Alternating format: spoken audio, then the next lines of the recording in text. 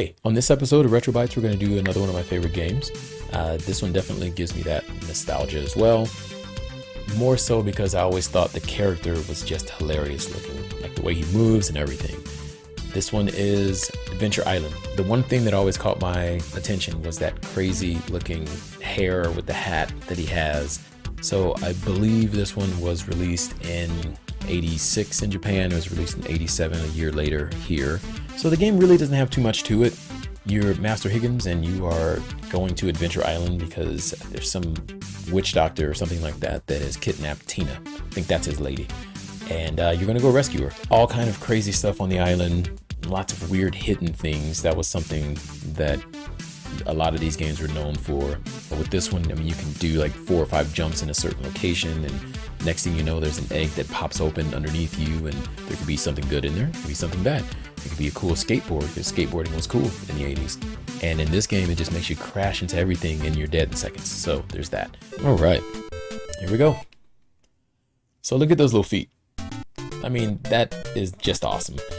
I do believe this was not a retelling. I think this was going to be a sequel to Wonder Boy. Pretty sure that's what it was, which was an old Sega license. Oh man, let's get those snails out of there.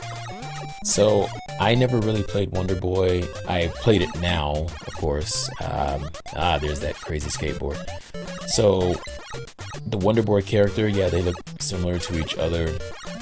Gameplay, I guess, actually is pretty similar too. But Wonder Boy, when I believe it was an arcade game, and Sega owned that one. So you're not, of course, in these days, you were not going to see any kind of Sega game on a Nintendo console. This actually was before the whole Bit Wars thing heated up. Look at that little cute lady. The other thing I really like about this game is that when I first met my wife, she was playing this game, or at least told me that her and her friends used to play it. I'm like, what, are you kidding me right now? Anyone that knows my wife would be like, you play Nintendo? And it was cool to me because it's like we both come out of that same era and everyone can appreciate what this was, you know, these super short levels. But as the game progresses, it gets hard. One of the things I definitely remember is, as a kid, wanting to leave on your system because you're like, you know, this game doesn't have passwords or whatever, like something like Mario. Like if I'm as far as I can get and I turn this off, I have to start the whole thing over. So one night, her and her friends were playing and left this. I think they left the system on for like 2-3 days, like a week, something crazy like that, because they just didn't want to start it over. They didn't end up beating it, as far as I know. She might correct me.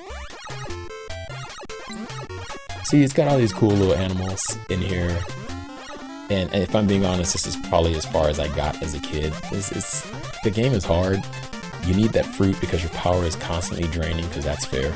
You know, these games have a lot of issues with the fairness of it all. I may have been able to see one of the bosses at the end of the level, not the game. And yeah, I just remember them being pretty hard. Not so hard now. It's just a couple hits knocks their head off. Nothing too big. Now, for the most part, you get to level 2. It's going to be 3 parts just like this. And the end always ends with a cave. And of course, it gets harder as it goes on. You have jumps on a skateboard, springboards, and nonsense like that. That's not so much fun, but it's definitely Nintendo. So, not going to get too much further here. Just kind of wanted to give a quick reminisce of what I recall as a kid playing this one. Definitely a cool game.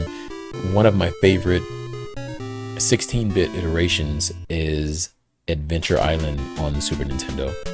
The soundtrack, man. So that's it for Retro Bits. Catch you on the next one.